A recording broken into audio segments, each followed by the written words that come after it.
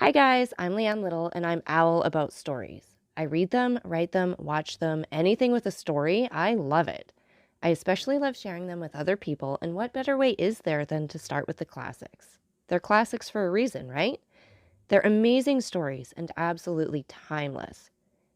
Don't forget to hit up all those fancy buttons like, subscribe, follow, share, whatever you need to do. But most importantly, don't be afraid to reach out. I would love to connect with you, so feel free to leave any comments as you'd like, or you can even follow me over on my Buy Me a Coffee page, leannelittle.com, to message directly. So let's continue on with The Count of Monte Cristo by Alexandre Dumas. Chapter 38, The Rendezvous. The first words that Albert uttered to his friend on the following morning contained a request that Franz would accompany him on a visit to the Count. True, the young man had warmly and energetically thanked the Count on the previous evening, but services such as he had rendered could never be too often acknowledged. Franz, who seemed attracted by some invisible influence towards the Count, in which terror was strangely mingled, felt an extreme reluctance to permit his friend to be exposed alone to the singular fascination that this mysterious personage seemed to exercise over him, and therefore made no objection to Albert's request, but at once accompanied him to the desired spot, and after a short delay, the Count joined them in the salon. "My dear Count," said Albert, advancing to meet him, "permit me to repeat the poor thanks I offered last night, and to assure you that the remembrance of all I owe to you will never be effaced from my memory. Believe me, as long as I live, I shall never cease to dwell with a grateful recollection on the prompt and important service you rendered me, and also to remember that to you I am indebted even for my life." "My very good friend and excellent neighbor," replied the Count with a smile, "you really exaggerate my trifling exertions. You owe me nothing but some trifle of 20,000 francs, which you have been saved out of your traveling expenses, so that there is not much of a score between us. But you must really permit me to congratulate you on the ease and unconcern with which you resigned yourself to your fate, and the perfect indifference you manifested as to the turn events might take." "Upon my word," said Albert, "I deserve no credit for what I could not help, namely, a determination to take everything as I found it, and to let those bandits see that although men get into troublesome scrapes all over the world, there is no nation but the French that can smile even in the face of grim death himself. All that, however, has nothing to do with my obligations to you, and I now come to ask you whether, in my own person, my family, or connections, I can in any way serve you. My father, the Comte de Morcerf, although of Spanish origin, possesses considerable influence, both at the court of France and Madrid, and I unhesitatingly place the best services of myself, and all to whom my life is dear, at your disposal." "Monsieur de Morcerf," replied the Count, "your offer, far from surprising me, is precisely what I expected from you, and I accept it in the same spirit of hearty sincerity with which it is made. Nay, I will go still further, and say that I had previously made up my mind to ask a great favor at your hands." "Oh, pray name it." "I am wholly a stranger to Paris. It is a city I have never yet seen." "Is it possible," exclaimed Albert, "that you have reached your present age without visiting the finest capital in the world? I can scarcely credit it." "Nevertheless, it is quite true. Still, I agree with you in thinking that my present ignorance of the first city in Europe is a reproach to me in every way, and calls for immediate correction. But, in all probability, I should have performed so important, so necessary a duty, as that of making myself acquainted with the wonders and beauties of your justly celebrated capital, had I known any person who would have introduced me to the fashionable world. But, unfortunately, I possessed no acquaintance there, and, of necessity, was compelled to abandon the idea." "So distinguished an individual as yourself," cried Albert, "could scarcely have required an introduction." "You are most kind.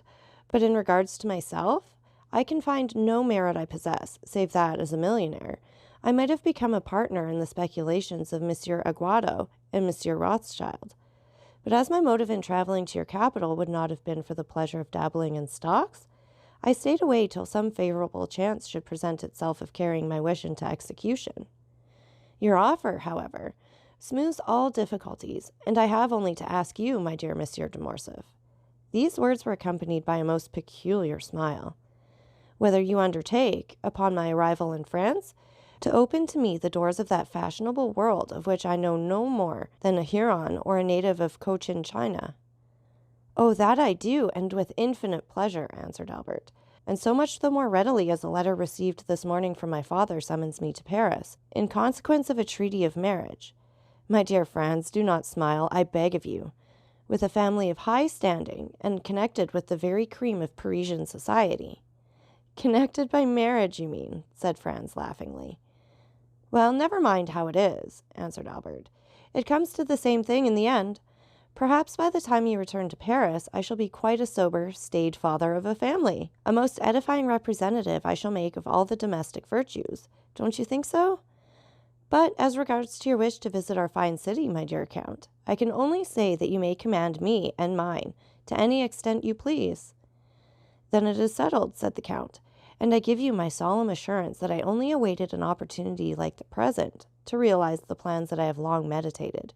Franz did not doubt that these plans were the same concerning which the Count had dropped a few words in the grotto of Monte Cristo, and while the Count was speaking, the young man watched him closely, hoping to read something of his purpose in his face, but his countenance was inscrutable, especially when, as in the present case, it was veiled in a sphinx-like smile. "But tell me now, Count," exclaimed Albert, delighted at the idea of having a chaperone so distinguished a person as Monte Cristo, "tell me truly whether you are in earnest, or if this project of visiting Paris is merely one of the chimerical and uncertain air castles of which we make so many in the course of our lives, but which, like a house built on the sand, is liable to be blown over by the first puff of wind." "I pledge you my honor," returned the Count, "that I mean to do as I have said. Both inclination and positive necessity compel me to visit Paris. When do you propose going thither?" "Have you made up your mind when you shall be there yourself?" "Certainly I have.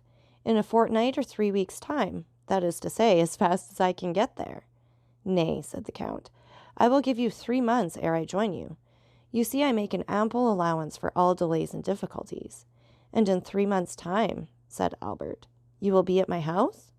"Shall we make a positive appointment for a particular day and hour?" inquired the Count. "Only let me warn you that I am proverbial for my punctilious exactitude in keeping my engagements." "Day for day, hour for hour," said Albert. "That will suit me to a dot." "So be it, then," replied the Count, and extending his hand towards a calendar suspended near the chimney-piece, he said, "Today is the 21st of February," and drawing out his watch, added, "It is exactly 10:30 o'clock. Now promise me to remember this, and expect me the 21st of May at the same hour in the forenoon." "Capital!" exclaimed Albert. "Your breakfast shall be waiting." "Where do you live?" "Number 27, Rue de Helder." "Have you bachelor's apartments there? I hope my coming will not put you to any inconvenience." "I reside in my father's house, but occupy a pavilion at the farther side of the courtyard, entirely separated from the main building." "Quite sufficient," replied the Count, as, taking out his tablets, he wrote down number 27, Rue de Helder, 21st May, 10:30 in the morning. "Now then," said the Count, returning his tablets to his pocket, "make yourself perfectly at ease. The hand of your timepiece will not be more accurate in marking the time than myself." "Shall I see you again ere my departure?" asked Albert. "That depends. When do you leave?"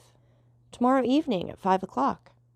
"In that case I must say adieu to you, as I am compelled to go to Naples, and shall not return hither before Saturday evening or Sunday morning. And you, Baron," pursued the Count, addressing Franz, "do you also depart tomorrow?" "Yes." "For France?" "No, for Venice. I shall remain in Italy for another year or 2. "Then we shall not meet in Paris?" "I fear I shall not have that honor."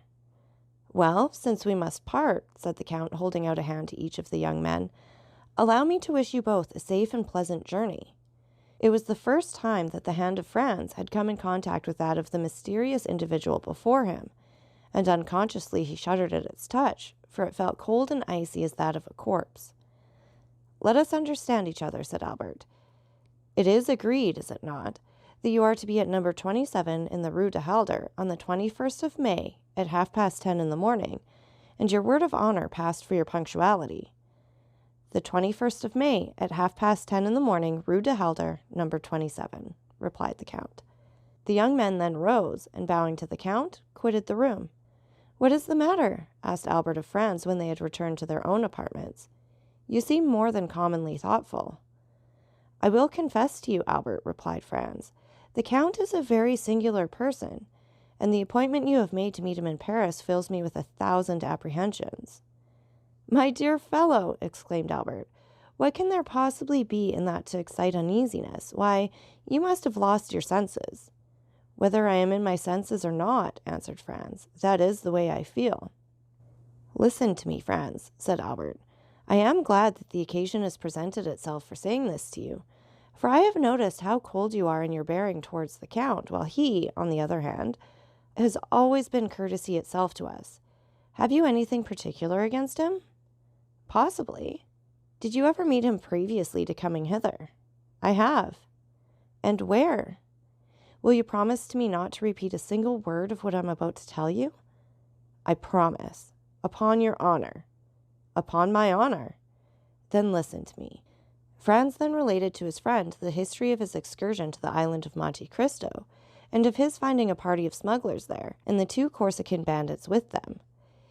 He dwelt with considerable force and energy on the almost magical hospitality he had received from the Count, and the magnificence of his entertainment in the grotto of the 1,001 Nights. He recounted with circumstantial exactitude all the particulars of the supper, the hashish, the statues, the dream, and how, at his awakening, there remained no proof or trace of all these events save the small yacht seen in the distant horizon driving under full sail towards Porto Vecchio.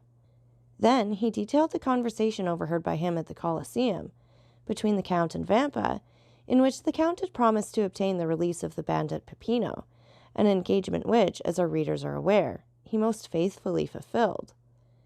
At last he arrived at the adventure of the preceding night, and the embarrassment in which he found himself placed by not having sufficient cash, by 600 or 700 piastres, to make up the sum required, and finally of his application to the Count and the picturesque and satisfactory result that followed. Albert listened with the most profound attention. "Well," said he, when Franz had concluded, "what do you find to object to in all you have related?" "The Count is fond of traveling, and, being rich, possesses a vessel of his own. Go but to Portsmouth or Southampton, and you will find the harbors crowded with the yachts belonging to such of the English as can afford the expense, and have the same liking for this amusement. Now, by way of having a resting place during his excursions, avoiding the wretched cookery, which has been trying its best to poison me during the last 4 months, while you have manfully resisted its effects for as many years, and obtaining a bed on which it is possible to slumber, Monte Cristo has furnished for himself a temporary abode where you first found him. But, to prevent the possibility of the Tuscan government taking a fancy to his enchanted palace, and therefore depriving him of the advantages naturally expected from so large an outlay of capital, he has wisely enough purchased the island and taken its name. Just ask yourself, my good fellow, whether there are not many persons of our acquaintance who assume the names of lands and properties they never in their lives were masters of." "But," said Franz, "the Corsican bandits that were among the crew of his vessel?" "Why, really the thing seems to me simple enough. Nobody knows better than yourself that the bandits of Corsica are not rogues or thieves, but purely and simply fugitives, driven by some sinister motive from their native town or village, and that their fellowship involves no disgrace or stigma.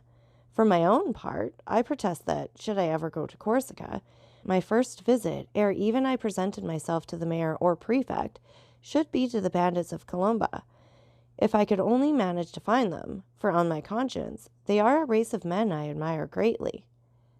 "Still," persisted Franz, "I suppose you will allow that such men as Vampa and his band are regular villains, who have no other motive than plunder when they seize your person. How do you explain the influence the Count evidently possessed over those ruffians?" "My good friend, as in all probability I own my present safety to that influence, it would ill become me to search too closely into its source. Therefore, instead of condemning him for his intimacy with outlaws, you must give me leave to excuse any little irregularity there may be in such a connection.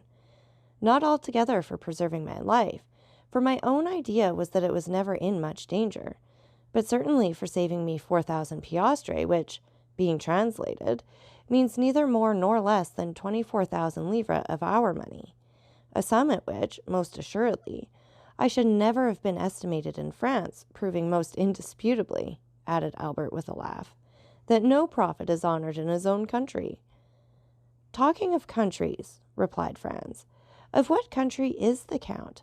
What is his native tongue? Whence does he derive his immense fortune? And what were those events of his early life?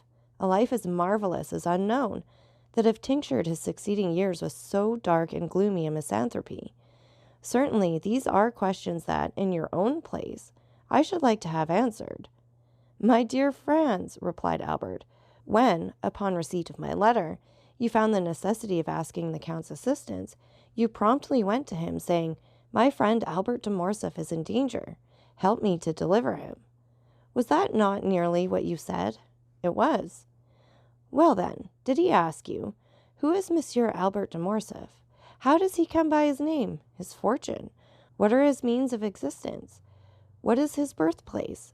Of what country is he a native? Tell me, did he put all these questions to you? I confess he asked me none. No, he merely came and freed me from the hands of Signor Vampa, where, I can assure you, in spite of all my outward appearance of ease and unconcern, I did not very particularly care to remain. Now then, Franz, when, for the services so promptly and unhesitatingly rendered, he but asks me in return to do for him what is done daily for any Russian prince or Italian nobleman who may pass through Paris, merely to introduce him into society, would you have me refuse?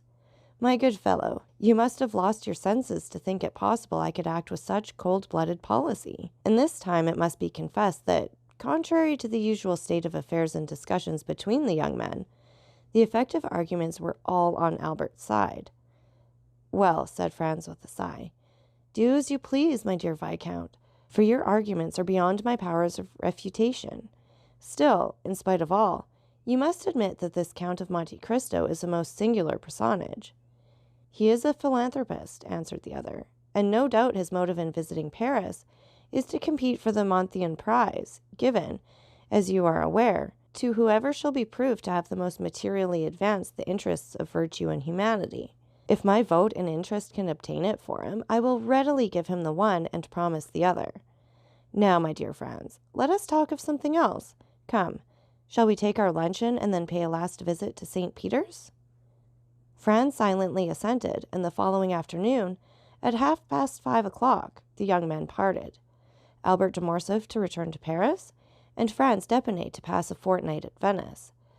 But ere he entered his travelling carriage, Albert, fearing that his expected guest might forget the engagement he had entered into, placed in the care of a waiter at the hotel a card to be delivered to the Count of Monte Cristo, on which, beneath the name of Viscount Albert de Morcerf, he had written in pencil, 27 Rue de Helder, on the 21st of May, 10:30 a.m. So that's it for this chapter. And again, take a minute to like, subscribe, and share. And don't forget that I love hearing from all of you. So please leave any comments you'd like, or you can follow me over on my Buy Me a Coffee page, leannelittle.com. That's LIANELITTLE.com. And thank you so much for listening. Remember, it's Owl About the Story. Have a great day.